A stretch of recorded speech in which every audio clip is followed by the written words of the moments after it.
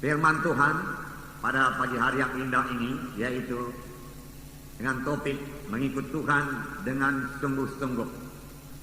Dan ini memang satu keharusan bagi setiap anak-anak Tuhan.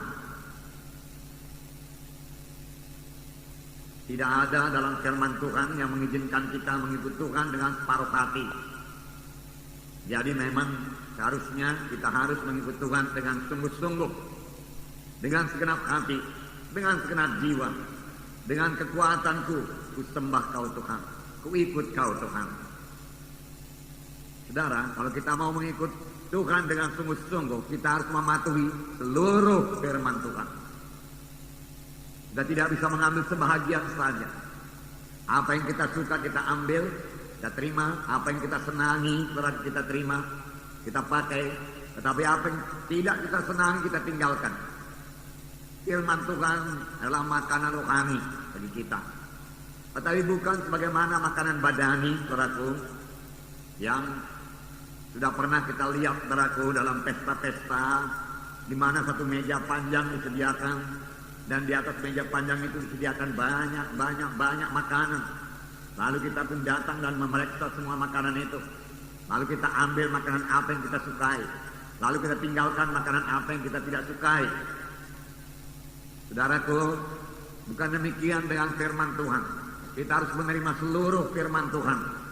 Apakah itu merupakan teguran kepada kita, larangan kepada kita, perintah kepada kita, kita terima semua. Dan kita laksanakan dengan baik firman Tuhan tersebut, saudaraku.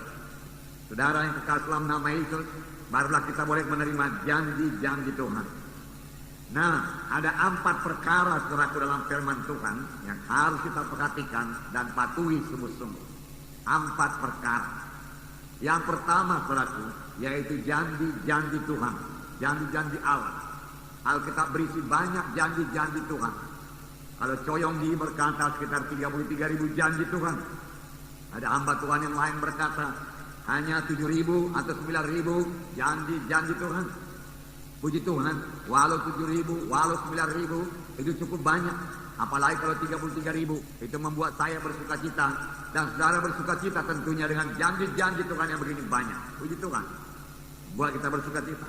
Tetapi firman Tuhan bukan hanya berisi janji-janji Tuhan saja. Firman Tuhan juga berisi perintah-perintah Tuhan yang harus kita laksanakan, harus kita patuhi. Perintah-perintah Tuhan. Kalau firman Tuhan berkata lakukan ini, kita harus melakukannya. Berbuat begini, kita harus berbuat. Karena itu perintah Tuhan. Kemudian ada lagi larangan-larangan Tuhan. Jadi saya dilarang menyembah berhala. Ya, itu harus kita patuhi. Ya. Dilarang mencuri, harus kita patuhi. Sebab firman Tuhan berkata, jangan kamu mencuri, jangan menyembah berhala. Dan banyak larangan-larangan yang harus kita patuhi. Yang keempat, saudaraku, yaitu peringatan-peringatan Allah. Peringatan-peringatan Allah juga perlu kita perhatikan dan kita patuhi. Karena kalau kita tidak perhatikan larangan-larangan Tuhan dan kita melanggar larangan Tuhan, maka bayarannya sangat mahal, saudaraku. Nah, mari kita perhatikan yang pertama sekali, saudaraku, yaitu janji Allah. Janji Allah, begitu banyak janji Tuhan. Saya katakan tadi, saudaraku, ada yang mengatakan 33.000, ada yang mengatakan 9.000, ada yang mengatakan 7.000 janji-janji Tuhan. Haleluya. Saya memang belum pernah menghitungnya. Kalau saudara sudah menghitungnya, saudara mengetahuinya, saudara. Tetapi saya yakin janji-janji Tuhan ini begitu indah bagi anak-anaknya. Dan janji Tuhan ini membuat kita bersuka cita. Dan kalau Tuhan yang berjanji, Tuhan mau menggenapinya. Tuhan tidak berjanji kosong. Dia tidak sebagaimana manusia pada umumnya. Banyak manusia berjanji tapi tidak menepati janjinya. Tetapi kalau Tuhan berjanji, dia pasti menepati janjinya. Walaupun janjinya itu kadang-kadang begitu besar menurut pikiran kita, begitu hebat, begitu luar biasa. Tapi kalau Tuhan sudah menjanjikannya, Tuhan menggenapinya. Dan tidak ada yang mustahil bagi Tuhan, saudara. Yang perlu kita perhatikan, supaya doa kita dijawab Tuhan, saudara. Cuma masih banyak doa yang belum dijawab Tuhan. Padahal saudaraku yang berdoa itu berkata, apa yang saya doakan ini adalah janji Tuhan. Tetapi mengapa belum genap dalam hidup kita? Ada saya dengar anak-anak Tuhan yang berdoa dengan begitu baik, begitu lancar. Dan dia mengutip banyak firman Tuhan, tetapi tidak jaya dalam hidupnya. Di manakah kesalahannya ini? Apakah yang perlu kita perhatikan? Yang pertama sekali, saudaraku, kita perlu memperhatikan kepada siapakah janji Tuhan itu diberikan. Apakah kita termasuk di dalamnya apa tidak? Kalau kita tidak termasuk dalam janji Tuhan tersebut, maka janji itu tidak akan bisa kita minta. Kita minta pun tidak akan genap. Misalnya saya berkata kepada saudara, siapa di antara saudara yang berumur 50 tahun ke atas, saya mau memberikan sebuah Alkitab kepada saudara. Tidak semua saudara akan menerima Alkitab. Mengapa? Karena tidak semua saudara berumur 50 tahun ke atas. Siapakah yang dapat menerima Alkitab tersebut? Hanya yang berumur 50 tahun ke atas, jadi terbatas. Demikian perjanjian yang diberikan Tuhan. Dalam keempat Injil kita melihat, saudaraku, bahwasanya kalau Tuhan berjanji, Tuhan tujukan kepada siapa janji itu. Dan biar saya katakan kepada saudara, kebanyakan janji Tuhan ditujukan Tuhan kepada murid-muridnya. Pada murid-muridnya. Ada yang berkata, saudaraku, dan dia menghitung, saudaraku, ayat-ayat yang diucapkan Tuhan Yesus. Saudara, ayat-ayat yang diucapkan Tuhan kepada murid-muridnya berjumlah 900 ayat lebih. Dan ayat-ayat yang diucapkan Tuhan kepada orang lain pada umumnya, misalnya orang Farisi, Saduki, saudaraku, dan yang lain-lain, kurang daripada 900 ayat. Jadi Tuhan Yesus lebih banyak bicara kepada murid-muridnya daripada kepada orang luar. Ini juga satu pelajaran kepada kita. Kalau saudara pemimpin SKS, wakil sektor atau wilayah, nah saudara mau memberikan saudaraku anggota saudara, maka saudara perlu banyak bicara dengan dia. Sama sebagaimana Yesus banyak bersama-sama dengan murid-muridnya dan banyak mengajar murid-muridnya.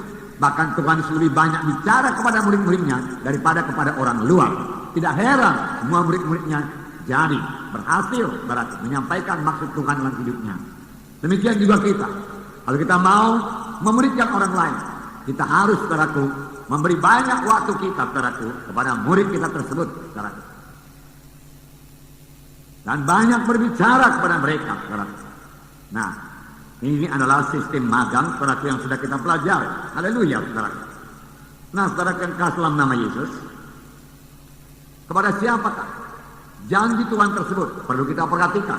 Kalau memang kepada saudara, maka janji Tuhan itu akan genap bagi saudara. Saya katakan tadi Tuhan Yesus banyak bicara kepada murid-muridnya. Siapakah murid Yesus? Cara berkata, Tuhan Yesus memilih 12 murid. Betul. Tetapi sampai sekarang ini masih banyak murid-murid Tuhan Yesus. Apakah kita semua murid? Seharusnya kita semua menjadi murid. Karena perintah Tuhan berkata, kabarkan Injil, jadikanlah sekalian bangsa muridku. Tujuannya yaitu menjadi murid. Tujuannya bukan sekedar selamat saja. Tujuannya bukan sekedar keberkatan saja. Tujuannya bukan sekedar sembuh saja. Tujuannya bukan sekedar jadi orang Kristen saja. Tetapi tujuannya, saudaraku, yaitu menjadi murid. Menjadi murid. Haleluya. Bagaimana kamu menjadi murid? Matius 16 ayat 24. Saya membacakan pada saudara. Matius 16 ayat 24. Ada dua perkara yang perlu kita perhatikan kalau kita mau menjadi murid. Lalu Yesus berkata kepada murid-muridnya, setiap orang yang mau mengikut aku, ia harus menyangkal dirinya, memikul salibnya, dan mengikut aku. Saudara, di sini ada dua perkara, yaitu menyangkal diri dan memikul salib. Menyangkal diri dan memikul salib. Setiap orang yang mau menjadi murid Yesus perlu menyangkal dirinya dan memikul salibnya. Dalam Lukas 14 ayat 27 ini diulangi lagi supaya lebih tegas. Lukas 14 ayat 27 saya membacakan pada saudara. Barang siapa tidak memikul salibnya dan mengikut aku, ia tidak dapat menjadi muridku. Nah, barang siapa tidak memikul salibnya dan mengikut Yesus, ia tidak dapat menjadi muridku. Tidak dapat menjadi muridku. Kalau firman Tuhan berkata tidak dapat, itu berarti tidak dapat. Dua perkara harus kita genapkan kalau kita mau menjadi murid Yesus. Menyangkal diri, mengangkat salib. Menyangkal diri, mengangkat salib. Kalau kamu tidak menyangkal diri dan tidak mengangkat salib, kamu tidak dapat menjadi muridku. Dua perkara.